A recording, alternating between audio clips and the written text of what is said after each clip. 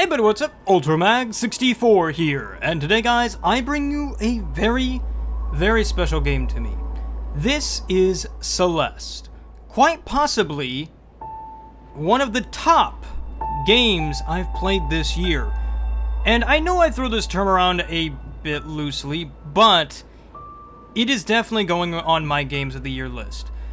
Not so much for the reason you might expect. Now, I know I've beaten this like a dead horse, but I'm going to mention it here for those who don't normally watch my content and only watch for certain games because they don't orient themselves in my inner circle. So, with that said, recently my Switch died on me. I won't go into detail, but basically, my Switch just died. And I was like, well, shoot. So I got a new one. Long story short.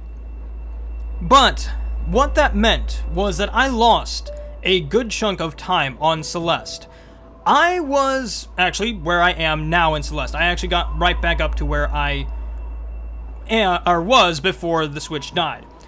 And there's an important bit to that, which I will allude to in a sec. But what I found was starting over in Celeste gave me a bit of perspective. And the reason this game is going on my Games of the Year list isn't because it's good. It is good. Don't get me wrong. But this game has the ability to basically make it to where I don't care that I started over.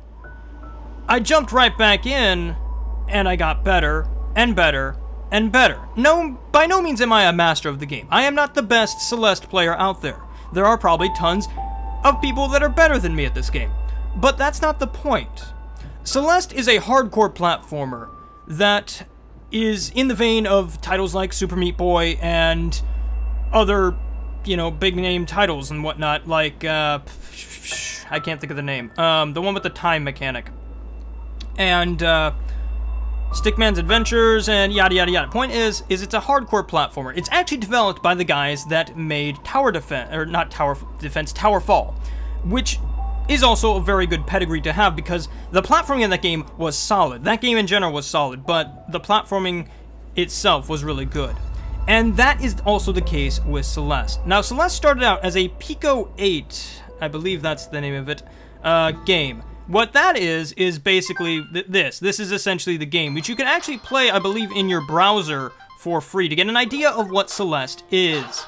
Now, Celeste's two main mechanics are jumping and dashing, which you also have in this game. Now, this isn't the game that, you know, this isn't Celeste. This is Celeste's kind of earlier prototype days. There is no mountain climbing mechanic in this version.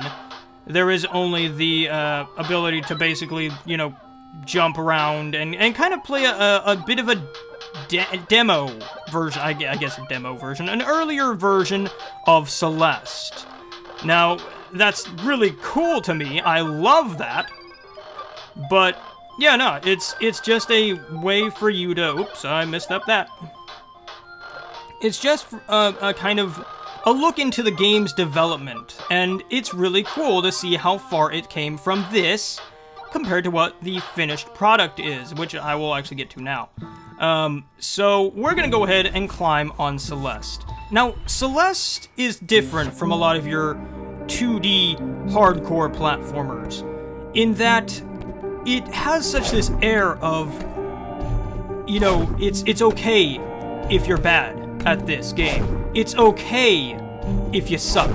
We're not gonna beat you over the head with it. We're not gonna tell you, oh man, you suck, how dare you play our game.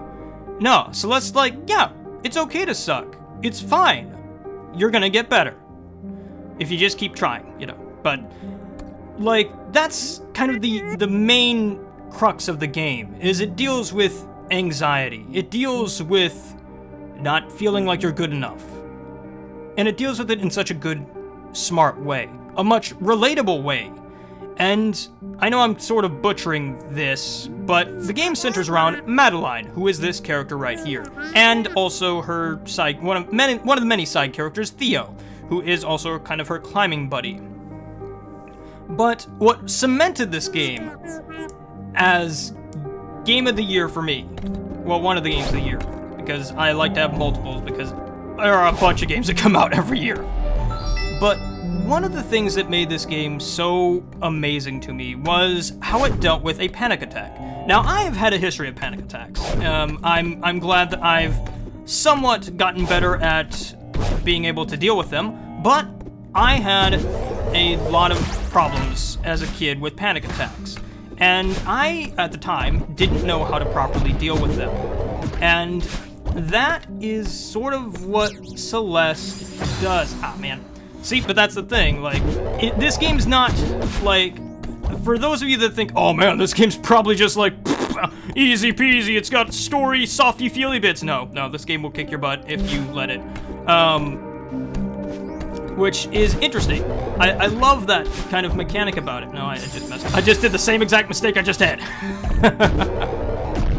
But, oh well, I wasn't paying attention. I'm trying to talk and play this at the same time, which does not bode well. But anyway, I also wanted to actually go and take you to the map for a bit. So this is Celeste's map. It's got multiple levels, which are all very fun and well done. Like, it's really cool to see these levels kind of play out, because they don't feel like traditional levels. They more feel like the unraveling of a story, because Celeste kind of interlaces story cutscenes and whatnot in between bits of gameplay. And on top of that, it also has more quiet moments, more time to talk with each character, and you can talk with each character multiple times over. And it's really cool to take some perspective on where you've come from. This is the starting level. You go from there to an abandoned city, to a castle, to a hotel, to a windy mountain, which windy mountains suck. I hate windy mountains. They're awful. Wind sucks. But also I love this game. And then you go to the Tower of Mirrors, and then from there, you know, you go more. But I haven't got there yet. But what's really cool about the game is it has a collectible. Let me see if I can... There we go. It has a collectible called Strawberry. Well, there are multiple collectors. We'll get to those in a sec. But the main one is strawberries. And the game outright tells you these strawberries mean absolutely nothing. They don't give you a secret ending. They don't do anything. They're just bragging rights.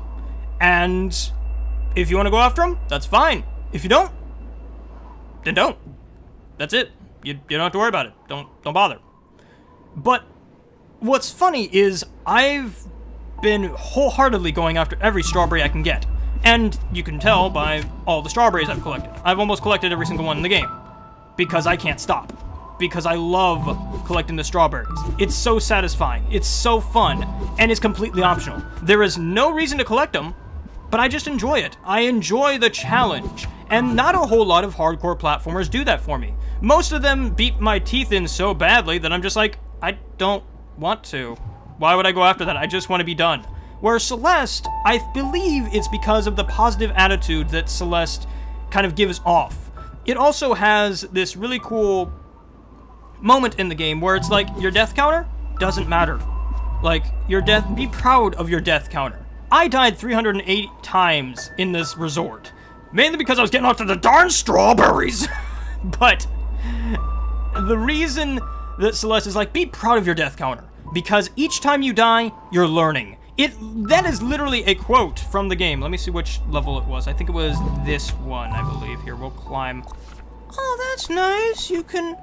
Oh, I didn't even know that. I haven't revisited a level yet. And that's so nice. It gives you the things you missed.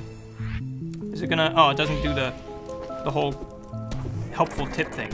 But basically, like, it just says, be proud of your death counter, you know? Because that's yours, you know? And you'll get better. And when you revisit a level, guess what? You'll be better and more prepared for it. And that is true. Honestly, I've died a lot less in this save of Celeste than I did in my previous. Because I've been playing it so much. Oh, I didn't get this one? Really? Okay, how do you do it, though? There's gotta be a way. Hang on. We need to get back up over here real quick. And that's the other thing about the game, is it's littered with secrets. You can think that, oh man, you know, I'm gonna, you know, blaze through this. Oops, well, just because I played the game before, oh man, I know where everything is. No, I actually got a lot of strawberries and whatnot that I missed completely. And I went to areas that I didn't even know were a thing. in in my previous save. And that honestly is, whoops, I messed up. And that is honestly why I love this game and why I can't stop playing it. It has devoured a lot of my spare time just because it's so good. Also, there's a secret down there. I can't grab it now, but there's a secret like right down. You see that little pit right there? That's a secret. That's a secret down there. And another thing this game does is it has kind of the introverts, or, you know, a person with anxieties kind of main villain as the main villain. It has basically your inner voice, personified as an alter ego that breaks through mirrors. But yeah, no, it's honestly very well done. The story of Madeline's is a kind of simple one, but also it's complex when you look at when you look beyond the surface. Madeline has anxiety. She has panic attacks at night, mostly. But she has a lot of anxiety. And she feels stuck in her life. She feels like she isn't doing anything. She wants to do something great. Also, here, hang on. I'll show you that area right there. That's the secret. That's in that previous room. But, just thought I'd help people out there. Probably everyone's got that already, but I just wanted to cause reasons. But anyway, then there's also, you know, the fact that she had a boyfriend that basically kind of was her rock, but then decided, hey, I don't want to be with you. I'm just gonna stop talking to you now. And that's kind of bad. Ah, here's my B-side. This is the second collectible in the game. B-sides. Cassette tapes. Basically, these offer a much, much harder version of the level that you're playing right now. A flip side, if you will. Not everything's mirrored, but, you know, it's just kind of part of the game. Oh dear. Oh dear, I messed up the timing on that. If you'll notice in the background, which by the way, the Celeste soundtrack is phenomenal. But if you'll notice in the background, there's a tempo. Unfortunately, I can't listen to it because I don't have headphones on because I'm capturing this right now and everything would be delayed anyway. But there's a tempo to it, and I kind of have to, it's throwing me off that I don't have that tempo to listen to while I'm doing this. Okay, I need that switch back. So, the Celeste mechanics are kind of simple, but at the same time, the developers know what to do with them, and they do it in such a good way. So for starters, like I said, you basically have your dash and your jump. There is climbing as well, and also a wall jump that you have at your disposal. And the developers use these simple mechanics in such a good way. They basically take it and are like, hey, you know, here you go, have, you know, a timing puzzle. Ah, well, I messed it up. Basically like, they take them, especially getting the strawberries. You have to be nimble and kind of think outside the bun in a lot of ways as to like how you're gonna get specific strawberries. And on top of that, oop, I totally didn't think about what I was doing there. I was on a roll there mentally, and I was like, oh, don't do that. But basically, they use the simple mechanics of the game to your advantage, to where you'll get better if you go for those strawberries. You'll get better at the game as you keep going, as you keep improving, and you'll just be able to do it. See, there you go. I got the B-side. Like I said, trial and error. It's majority of most games, but like I said, Celeste just treats it differently. I like how Celeste treats, you know, failure and treats, you know, trying again and death and all that. They treat it so well, and it's refreshing to see. I do really, really love that Celeste's developers at least seem to have a grasp on, you know, how to properly handle a complex concept like, you know, anxiety and whatnot, and self-worth and everything like that. But yeah, no, there's one scene in particular that I truly do, I think I got that strawberry already, that I truly do love, and it's a scene that I'm going to play. Unfortunately, I only have snippets of it because I didn't have any way of capturing it at the time because I was on handheld mode and I was just kind of sitting there But it's one of my... Oops, I totally didn't think about what I was doing there. It's one of my favorite scenes in the game. And it is what I call the feather scene. And basically, the feather scene has helped me in real life, to be honest. It has helped me not have, like, help cope when I'm a little bit more anxious. I also, side note, I also really like how the characters speak with the little type thing. That's really cute. They even, like, kind of change the pitch and whatnot with what they say, so it actually sounds like they're talking, which is really adorable. Plus, the art is just phenomenal in this game. I absolutely adore the little character arts and whatnot. It's cute, cuddly, and awesome. But, anyway, the feather scene is just so powerful, for me at least, it was. It was something that I've had to try and deal with when having a stressful moment or having an outright panic attack, is just imagining a feather and breathing. And that is so phenomenally helpful for those who suffer from anxiety, panic attacks, and other issues. And it's just really, really well done. I think that the way the devs handle it is really, really good.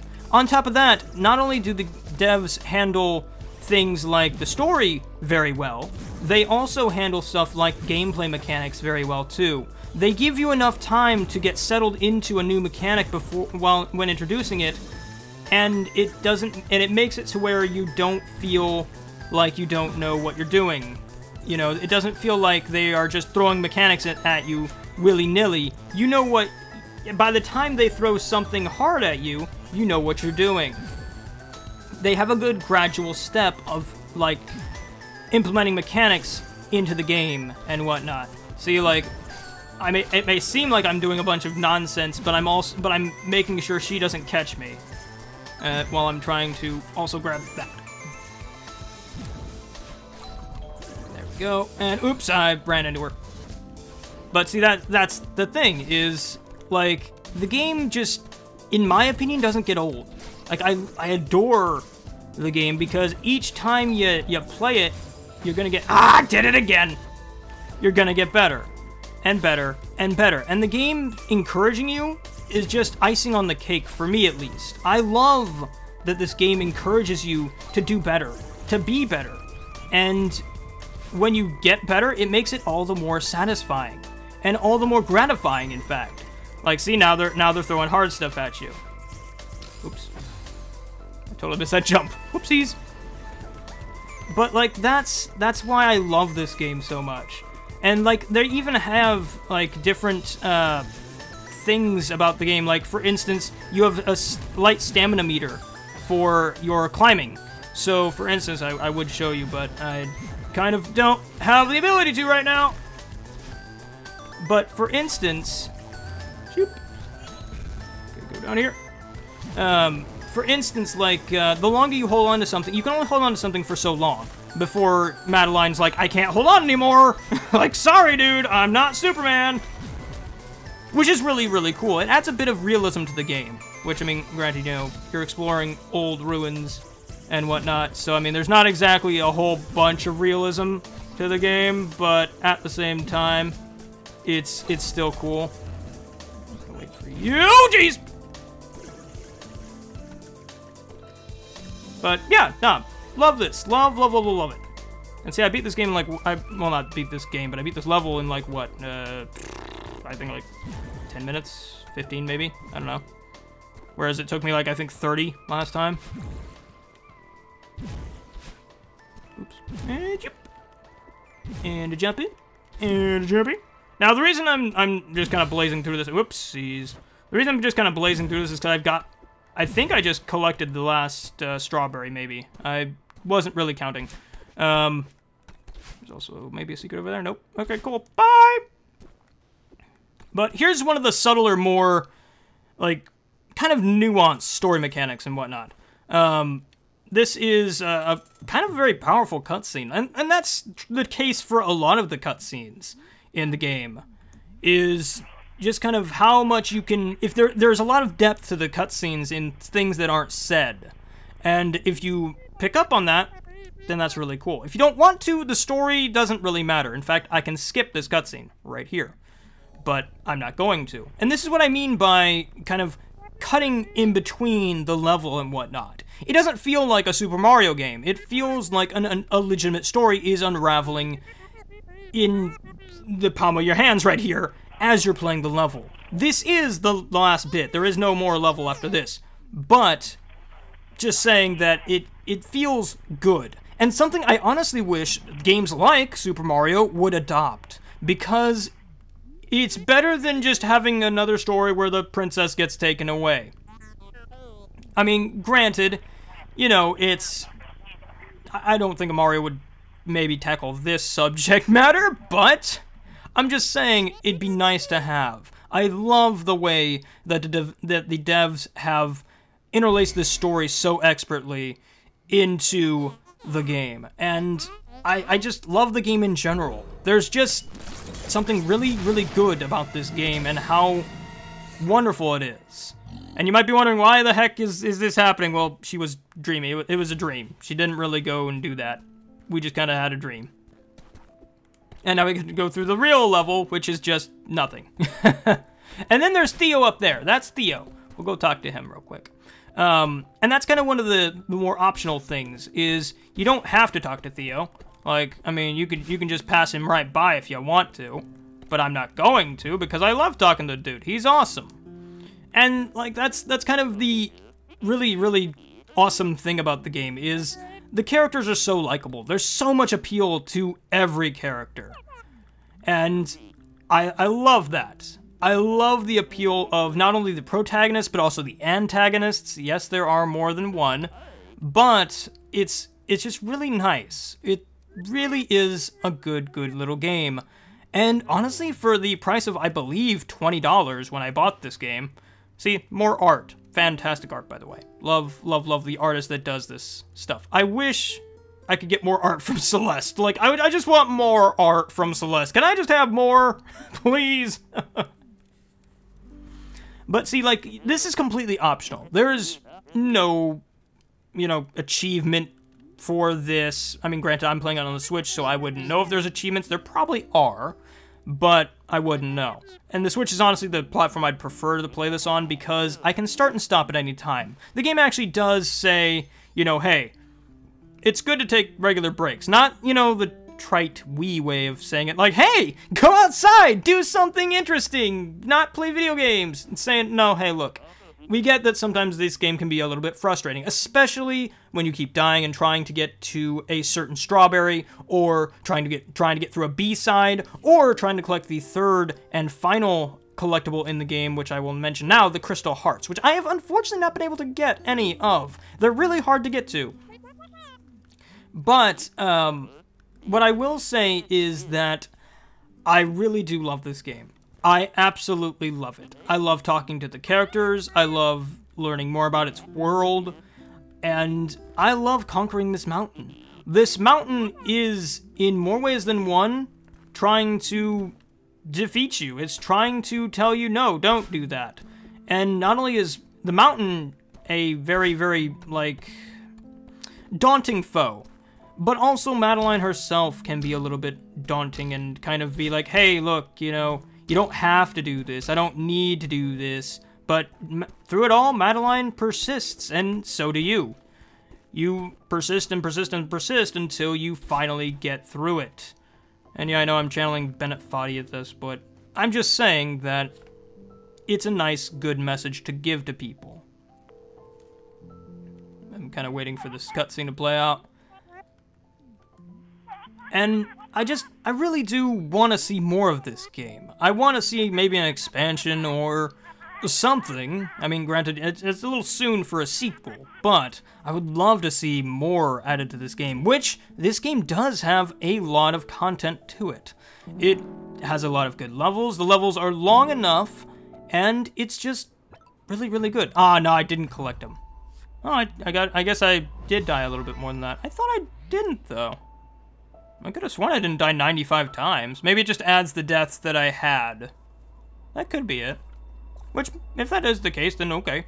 So I've only got 1 strawberry left on that place, but I think that's the case for a lot of my sites here. Let's check here. Okay, I've got a few in the Lost City. And then the castle, I've got 1, and then you, I think I've got 2. 1, nope, 1. Okay, and you, I think I've got the most. Yeah, 4 out of you. And then, because you're just pain and suffering.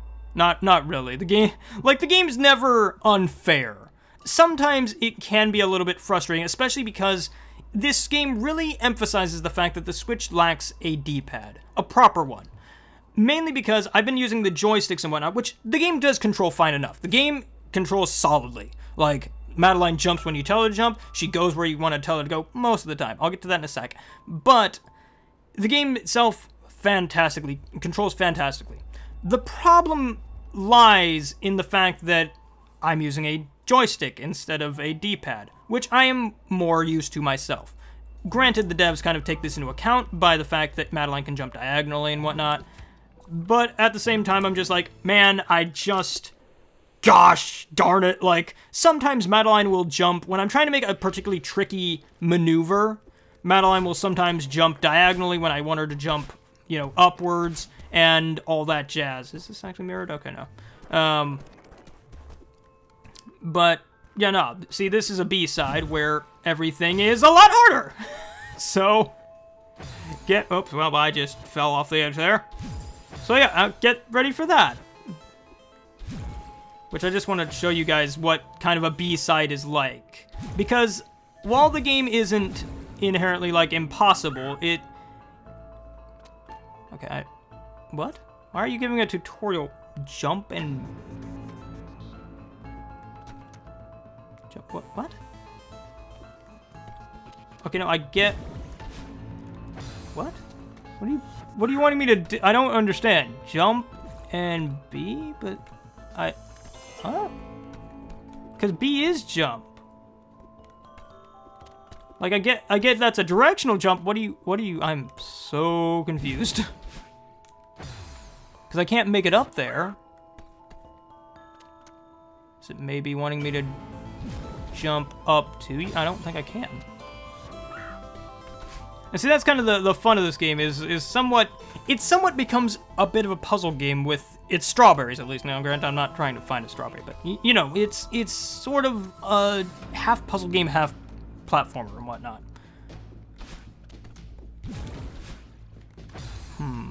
Not sure I understand what that wants me to do. But anyway, I think I've kind of beaten a dead horse at this point and kind of given you guys a good idea of what to expect from Celeste and why I think personally you should play Celeste, because it's a game that should not be missed. It is a game that, in my opinion, does so much right that I cannot not recommend it. It is just a wonderful game. Now, granted, it is available on Xbox, PlayStation 4, I don't believe PC, though I might be wrong on that one, and Nintendo Switch. Personally, if I were to recommend it, I would say go for the Switch version, just because it's on the go, it's bite-sized, it saves at every screen. So for instance, if we go into our latest little area, see, here we go. Climb mishaps or take regular breaks, see? I guess it does it only when you first load up the level and don't beat it. But basically, the game saves at every screen. So essentially, if I get through this cutscene, and give me a sec here. Meander, okay, come on. There we go. Okay, so say I get through this little area and I'm like, man, I'm worn out, I'm done. Oh man, I just can't go any further. I just can't right now. I need a break. Save and quit. And there we go. And then let's say we just want to go in again and be like, hey, I'm ready to go again. I'm ready for more Celeste. There we go. See, you're right here. Right where you started off at. Not at the beginning of the level, not at the end. Nowhere, there's no checkpoints. Well, there is checkpoints, but I mean, like, basically all your progress is saved. Every time you get a little strawberry, every little bit, every little piece, it's all saved. It's all ready for you to come back whenever you're ready. And that's, like I said, what I love most about Celeste is it's welcoming. You can also, speaking of welcoming bits, you can also do photosensitivity, screen shake, there is a speedrunning clock. For those of you that want a little bit more of a challenge and to speedrun yourself, there is even a assist mode, which will basically like kind of help you guide you through the level if you get stuck. There is also an ability to turn off the stamina for when you're climbing. So here, we'll actually jump right back in and I'll show you guys kind of the stamina bit right here. So see, watch. I can climb here, and as you can see, she's starting to sweat, and she's like, oh man, I'm just kind of sitting here. And see if I start to move, and see I start to flash, and basically she loses all grip at that point. See, well, hang on, I'll show you guys here. So, for instance, I kind of like, oh man, I'm just climbing, and then eventually I can't hold on anymore. I literally can't hold on. And everything kind of resets once you hit the ground. So, for instance, I only can dash once in the air. I can't dash again until I hit the ground. And that's what I mean by the devs know how to really make a very satisfying, very solid platforming system. They take a little and make a lot out of it.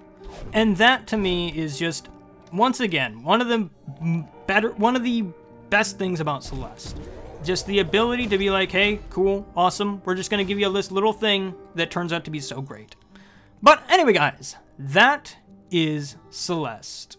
A wonderful, wonderful little game, and one that I cannot recommend enough. It is a game that, while perhaps not so long or very difficult, granted, it still is a bit on the challenging side, but nothing impossible. And it might not be for everyone, but it's certainly something I would say that even if you're a little bit apprehensive about hardcore puzzle platformers like myself, you give a shot. At least, I hope that this video kind of tells you, like, if this is something you'd be into or not. Because I personally was a little apprehensive at the beginning of it. I was like, oh, this looks so cool, but I'm not really into hardcore platformers. I don't like the way they make me feel. They make me feel like a failure all the time because I keep dying at this one thing. But Celeste does the opposite. Celeste makes me want to push forward. It makes me want to be better. And that, in my opinion, is just something that's so great about it. But anyway, guys, I'm Ultramag64. If you want to check out Celeste, then there's a link in the description down below. I'll catch you guys on the flip side with more crazy content in the future. And remember that whatever struggles you're going through, they're just another mountain for you to climb. You've climbed so many before, and you'll climb this one too. I believe in you, and I know you can do it. I'll catch you guys on the flip side with more crazy content in the future. Bye-bye.